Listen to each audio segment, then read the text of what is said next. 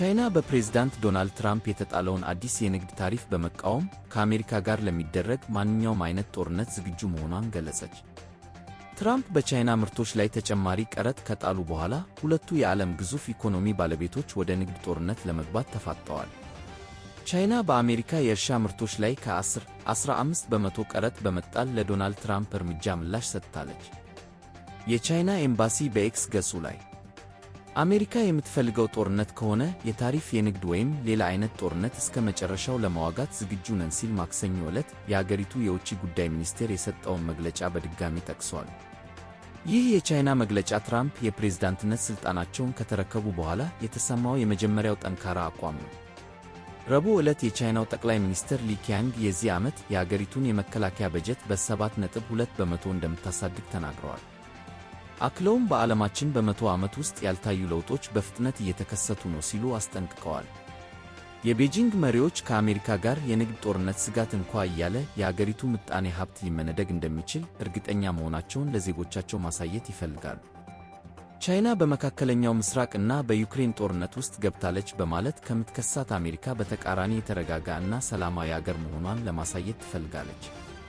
ቻይና በአሜሪካ በተጣለባት ተጨማሪ ታሪፍ የተነሳ አዳዲስ ዓለም አቀፍ አጋሮችን ማስደንበር አትፈልግም። ረቡዕ ዕለት ጠቅላይ ሚኒስትሩ በቤጂንግ ባደረጉት ንግግር አገራቸው ተጨማሪ የውጭ ኢንቨስትመንት ለመሳብ በሯን ክፍት ማድረግ እንደምትቀጥል አጽንዖት ሰጥተዋል። ከዚህ ቀደምም ቻይና ወደ ጦርነት ለመግባት ዝግጁ መሆኗን ተናግራ ታውቃለች። በጥቅምት ወር ፕሬዝደንት ሺ በታይዋን ደሴት ዙሪያ ወታደራዊ ልምምድ ሲያካሂዱ ለነበሩ የአገሪቱ ወታደሮች ለጦርነት ዝግጁነታቸውን እንዲያጠናክሩ ትዕዛዝ ሰጥተዋል። በዋሽንግተን የሚገኘው የቻይና ኤምባሲ የአገሪቱ የውጭ ጉዳይ ሚኒስቴር ከአንድ ቀን ቀደም ብሎ በእንግሊዝኛ ያወጣውን መግለጫ በመጥቀስ አሜሪካ ፌንታኒል ለተባለው መድኃኒት መስፋፋት ቻይናን ተጠያቂ ማድረጓን ተችቷል። የውጭ ጉዳይ ሚኒስቴር ቃል አቀባይ የፌንታኒል ጉዳይ ከቻይና በሚገቡ ምርቶች ላይ ታሪፍ ለመጨመር ውሃ የማያነሳ ሰበብ ነው ብለዋል። ማስፈራራት አያስፈራንም፣ ዘለፋ በእኛ ላይ አይሰራም፣ ጫና ማድረግ፣ ማስገደድ ወይም ማስፈራራት ከቻይና ጋር ለሚደረግ ግንኙነት ትክክለኛው መንገድ አይደለም ሲሉም አክለዋል። የአሜሪካ እና ቻይና ግንኙነት ሁልጊዜ በውጥረት የታጀበ ነው።